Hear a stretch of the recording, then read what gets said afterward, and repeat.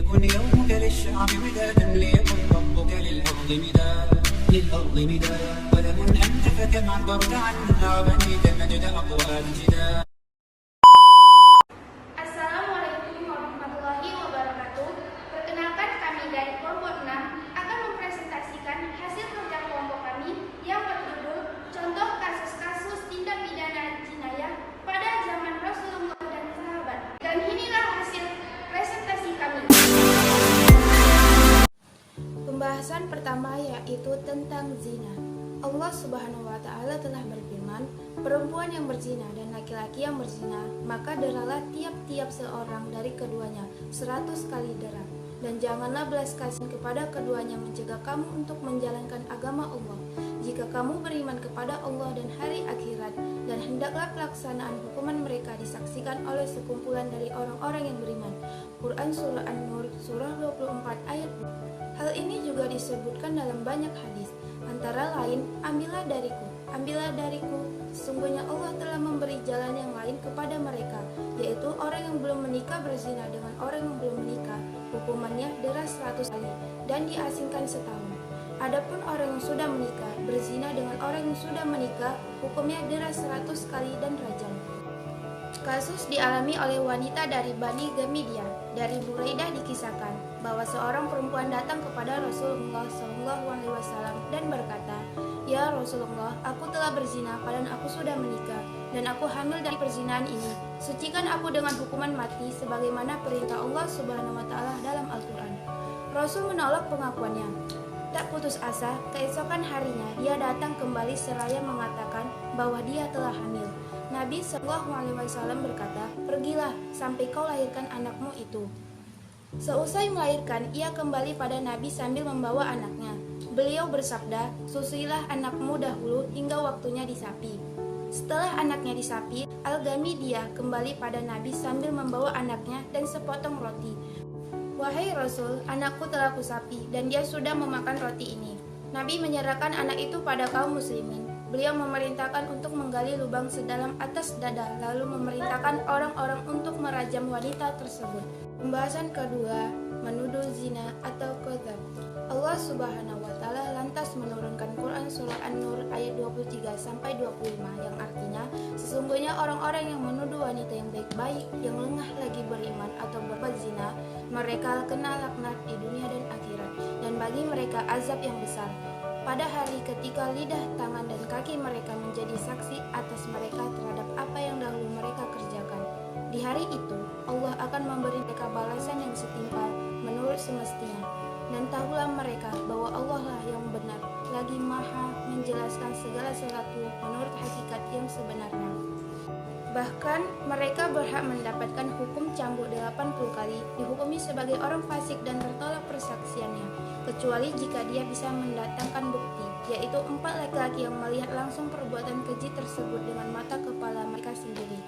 Allah Azza wa Jalla berfirman, "Dan orang-orang yang menuduh berbuat zina kepada wanita-wanita yang baik-baik dan mereka tidak mendatangkan 4 orang saksi, maka derahlah mereka yang menuduh itu 80 kali dera. Dan janganlah kamu terima kesaksian mereka buat selama-lamanya. Dan mereka itulah orang-orang yang fasik, kecuali orang-orang yang bertaubat sesudah itu dan memperbaiki dirinya. Maka sesungguhnya Allah Maha Pengampun lagi Maha Penyayang." Quran Surah An-Nur. Dikisahkan dari Aisyah, ia berkata, "Tak kala turun ayat pembebasanku, Rasulullah SAW berdiri di atas mimbar, lalu ia sebut yang demikian dan membaca Al-Quran.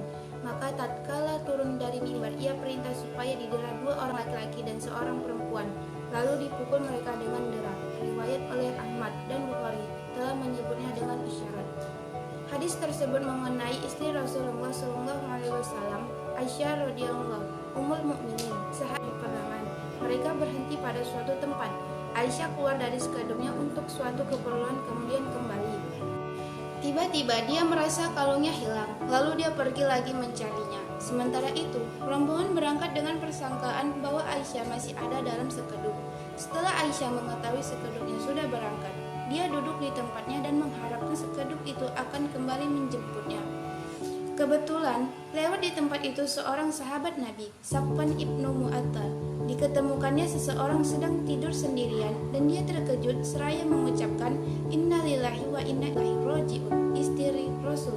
Aisyah terbangun, lalu dia dipersilakan oleh Safwan mengendarai untanya. Safwan berjalan menuntut unta sampai mereka tiba di Madinah. Orang-orang melihat mereka membicarakannya menurut pendapat masing-masing. Mulailah timbul desas-desus, kemudian kaum munafik membesar-besarkannya. Maka fitnahan atas Aisyah radhiyallahu itu pun bertambah luas sehingga menimbulkan kegoncangan di kalangan kaum muslimin. Selanjutnya tindak pidana kamar. Di dalam Al-Quran surah Al-Maidah ayat 90 yang artinya, wahai orang-orang yang beriman, sesungguhnya minuman keras, berjudi atau berkurban untuk berhala, dan mengunding nasib dengan anak panah adalah perbuatan keji dan termasuk perbuatan setan. Maka jauhilah perbuatan-perbuatan itu agar kamu beruntung. Dalam sebuah kisah di buku Sang Legenda Umar bin Khattab karya Yahya bin Yazid Al-Hudmi Al-Faifi disebutkan dari Abdullah bin Umar radhiyallahu anhu bahwa saudaranya yang bernama Abdurrahman bin Umar bersama Abu Surwa'ah bin Harits mabuk karena minum khamar ketika berada di Mesir di masa Khalifah Umar bin Khattab. Pagi-pagi setelah bangun tidur, mereka berdua menghadap gubernur Mesir Amr bin As. Mereka berkata kepadanya, semalam kami mabuk gara-gara minuman yang kami minum, tetapi kami sudah suci. Abdullah berkata, saudaraku, beritahukan kepadaku bahwa dia mabuk. Kemudian saya mengatakan kepadanya, kemarilah masuk, saya akan mensucikan kalian. Waktu itu saya tidak tahu apakah mereka sudah datang menghadap Umar. Saudara saya lalu mengaku bahwa dia sudah datang menemui Amirul Mukminin dan menceritakan hal itu kepadanya. Saya katakan, hari ini janganlah memangkas rambut orang. Masuklah kemari, saya akan memangkas rambutmu sendiri. Karena pada masa itu orang yang terkena hukum had rambutnya dipangkas. Mereka berdua pun masuk ke dalam rumah. Abdullah berkata, saya yang akan memotongkan rambut saudara saya. Sedangkan gubernur Mesir Amr bin As menyambutnya. Berita itu akhirnya didengar oleh Amirul Mukminin Umar bin Khattab di Madinah. Dia langsung melayangkan surat kepada gubernur Mesir itu. Secepatnya dikirim Abdurrahman kepadaku. Gubernur Mesir Amr bin As langsung menjalankan perintah itu. Abdullah bin Umar kemudian menghadap ayahnya, Amirul Mukminin Umar bin Khattab. Atas kesalahannya itu, Umar menyambutnya. Setelah itu dia dikirim ke pengasingan. Selama sebulan keadaannya baik-baik saja, tetapi karena takdir Allah setelah itu dia meninggal. Orang-orang menyangka dia meninggal dunia karena dicambuk oleh Umar. Padahal sebab yang sebenarnya bukan karena hukuman itu. Pembahasan selanjutnya tindak pidana pembunuhan di zaman Rasulullah SAW.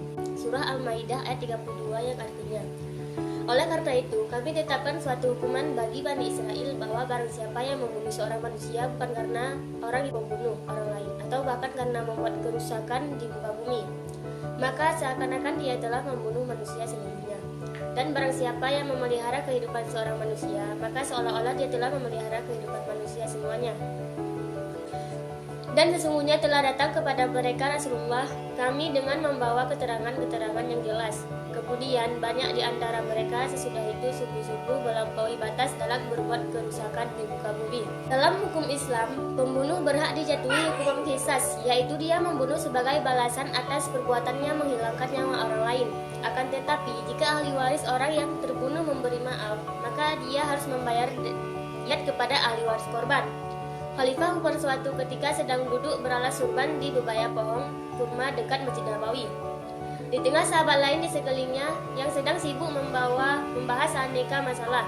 Tiba-tiba ada 3 orang berwajah marah yang menggapit pemuda lusuh dan bertunduk dalam berluguan mereka. Tegakkan keadilan untuk kami, hai Amirul Mukminin. Panggilan untuk Khalifah sebagai pengayom umat. Ujar seorang, lah pembunuh ayah kami sebagai had atas kejahatannya. Hukuman mati bagi pembunuh. Umar bangkit, bertakwalah pada Allah, serunya pada semua. Benarkah engkau membunuh ayah mereka, wahai anak muda? Selidiknya. Benar, wahai Amirul Mukminin, jawabnya. Kesatria, ceritakanlah pada kami kejadiannya. Tugas samar. Aku datang dari pendalaman yang jauh, ungkapnya. Kaumku mempercaya berbagai urusan muamalah untuk keselesaian di kota ini.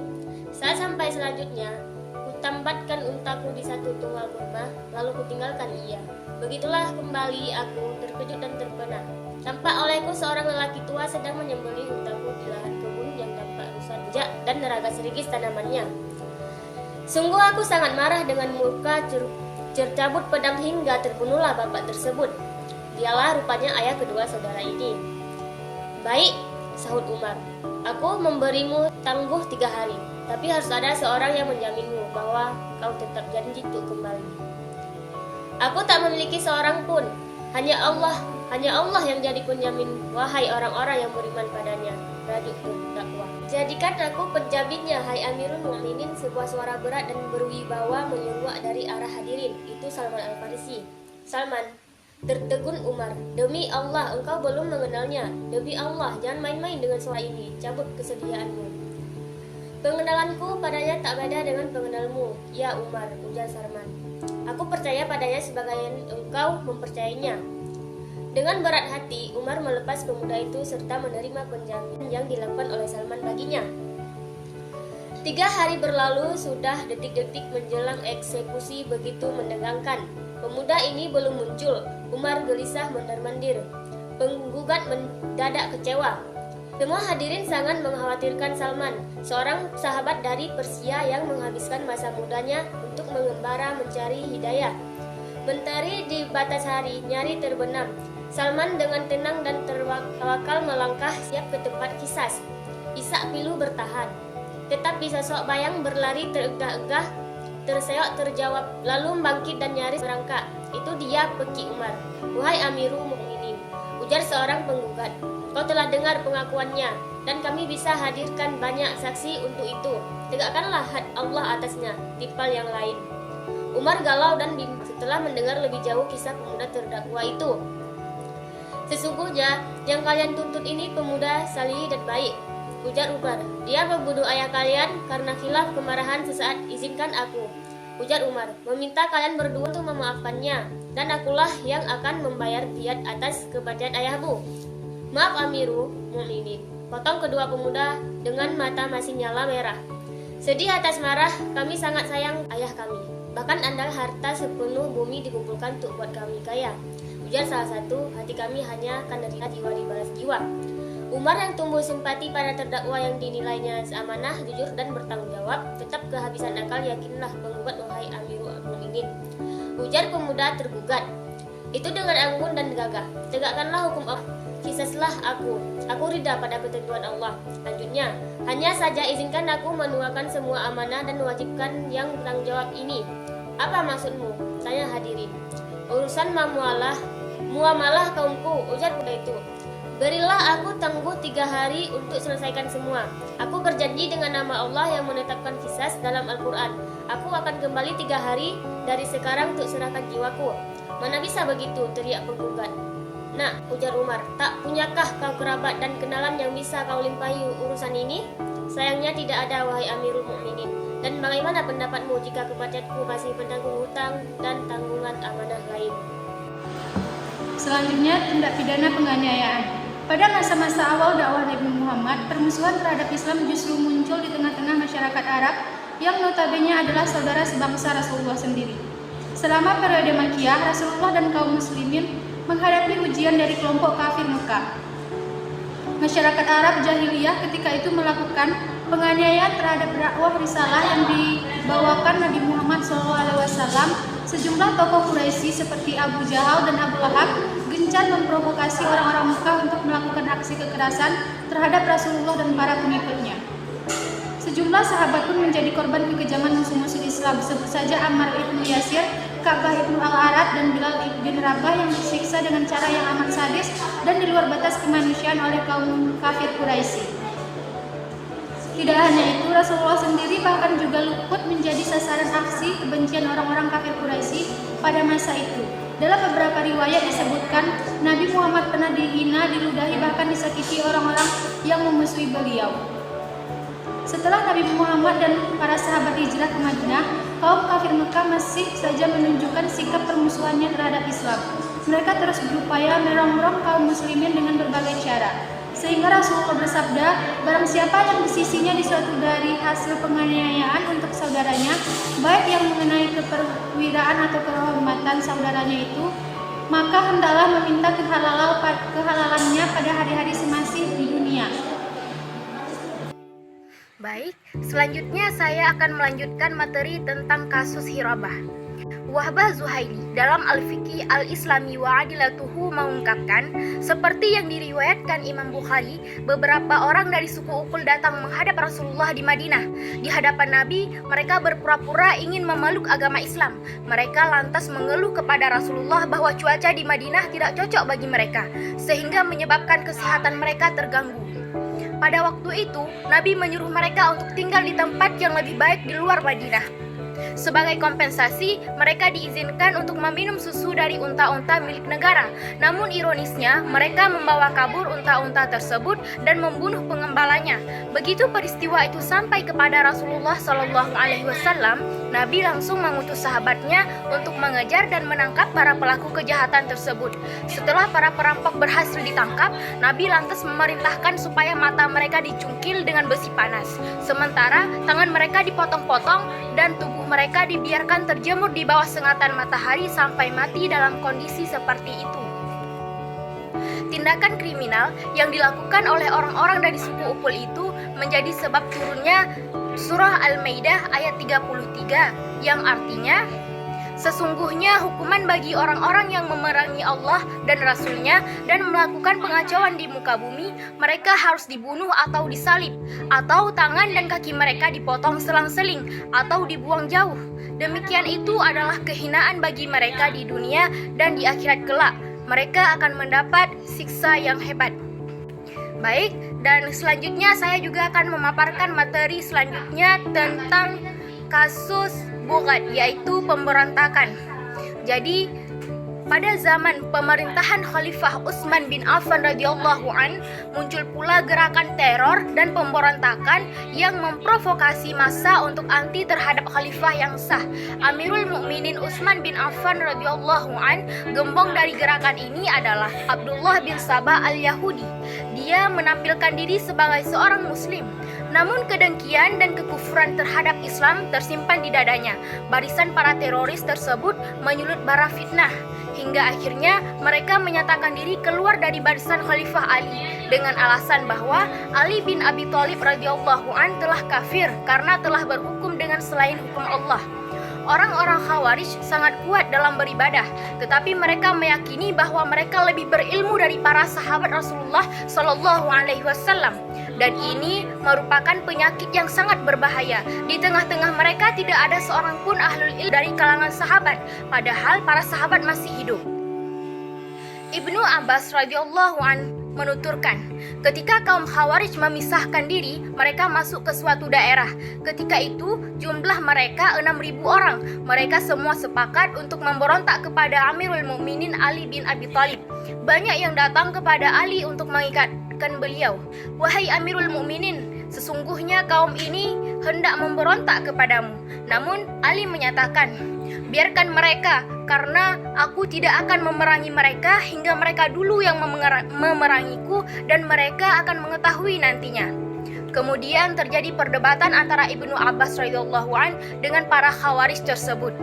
Semua hujjah dan argumentasi mereka dalam mengkafirkan dan memberontak dari barisan Ali, bahkan dari barisan para sahabat Nabi Shallallahu Alaihi Wasallam, dibantah habis oleh Ibnu Abbas radhiyallahu an dengan hujjah dan argumentasi yang kokoh dan tidak dapat dibantah lagi. Dan mereka tidak mampu membantah hujjah-hujjah tersebut, sehingga tersingkap dan terjawab segala kerancuan berpikir yang selama ini menutupi akal dan hati mereka yang picik tersebut. Ibnu Abbas berkata, maka bertaubatlah 4.000 orang dari mereka, dan sisanya tetap pemberontak. Maka akhirnya mereka para pemberontak ditumpas habis. Demikianlah Ibnu Abbas menasihati mereka dengan meletakkan prinsip dasar dalam memahami agama Islam yang benar, yaitu dengan merujuk apa yang telah difahami dan diamalkan oleh para sahabat radhiyallahu an. Tidak boleh seseorang memahami dan menafsirkan nas-nas Al-Quran dan As-Sunnah dengan pemahaman dan penafsiran sendiri yang keluar dari berbeda dari apa yang dipahami dan diamalkan oleh para sahabat. Kemudian barisan Khawarij yang melarikan diri membuat fitnah di mana-mana dan berusaha membangun kekuatan tersebut untuk memberontak dan memporak-porandakan jamaah kaum muslimin, dan mereka terus mendendam kepada khalifah kaum muslimin. Ada 3 orang Khawarij yang berencana membunuh Khalifah Ali bin Abi Thalib, yaitu ada Muawiyah bin Abi Sufyan dan Amr bin Al-As.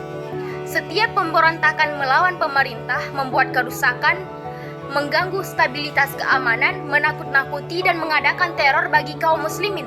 Maka umumnya pelakunya orang kafir atau munafik atau tidak, atau Khawarij. Karena sesungguhnya Islam tidak pernah mengajarkan untuk membuat kerusakan. Sebaliknya, Islam mengajak kepada kedamaian dan keamanan. Selanjutnya contoh tindak pidana pencurian pada masa Rasulullah dan sahabat. Hukuman bagi pencuri dijelaskan dalam surat Al-Maidah ayat 38 yang artinya, adapun orang laki-laki maupun perempuan yang mencuri, potonglah tangan keduanya sebagai balasan atas perbuatan yang mereka lakukan dan sebagai siksaan dari Allah. Dan Allah Maha Perkasa, Maha Bijaksana. Rasulullah SAW bersabda, Allah melaknat pencuri yang mencuri seperti telur, lalu ia di lain waktu dipotong tangannya karena mencuri tali. Hadis riwayat Bukhari. Mayoritas ulama menentukan jumlah nisab yang dapat digunakan sebagai syarat potong tangan yaitu sebesar 3 dirham atau 1/4 dinar. Sebagaimana sabda Rasulullah yang diriwayatkan oleh Aisyah radhiyallahu anha, tidak boleh dipotong tangan seorang pencuri kecuali sebesar 1/4 dinar atau lebih. Hadis riwayat Bukhari dan Muslim. Jika dihitung 1 dinar sama dengan emas 24 karat sebesar 4,25 gram, jadi bila 1/4 dinar berarti 1/4 kali 4,25 sama dengan 1.625 gram. Apabila nilai barang curian yang kurang dari ukuran tersebut, maka hukum potong tangan tidak boleh dilakukan. Pernah suatu ketika, ada seorang wanita bangsawan dari Bani Makhzum melakukan pencurian. Bagi suku Quraisy, hal itu tentu sebuah aib. Tetapi lantaran perempuan itu termasuk bangsawan, mereka enggan menjatuhkan hukuman. Ini lantaran kaum bangsawan memiliki kedudukan tinggi sehingga tidak layak dijatuhi hukuman. Akibat perkara ini, yang jelas telah membuat malu bangsa Quraisy. Banyak yang enggan melaporkannya kepada Rasulullah. Akhirnya, beberapa orang di antara mereka menemui Usamah bin Zaid yang merupakan orang dekat Rasulullah. Usamah merupakan anak dari Zaid bin Harithah, budak yang memerdekakan Rasulullah. Semenjak merdeka, Zaid dan keluarganya memutuskan menjadi pelayan setia Rasulullah Muhammad SAW. Melihat Rasulullah marah, Usamah langsung menyesal. Memintakan ampun atas dosaku, wahai Rasulullah, kata Usamah. Sore hari, usai pertemuan itu, Rasulullah menemui khalayak ramai. Di hadapan mereka, Rasulullah berkata, sungguh orang-orang sebelum kalian hancur lantaran apabila ada bangsawan mencuri, dibiarkan. Sementara apabila ada kaum lemah mencuri, dihukum. Demi Allah, seandainya Fatimah putri Muhammad mencuri, pasti aku potong tangannya. Perempuan itu akhirnya menerima hukuman potong tangan. Ternyata dia meminjam uang orang lain, tetapi saat diminta, dia tidak mengakui. Kisah ini terekam dalam sebuah hadis yang diriwayatkan oleh Imam Muslim.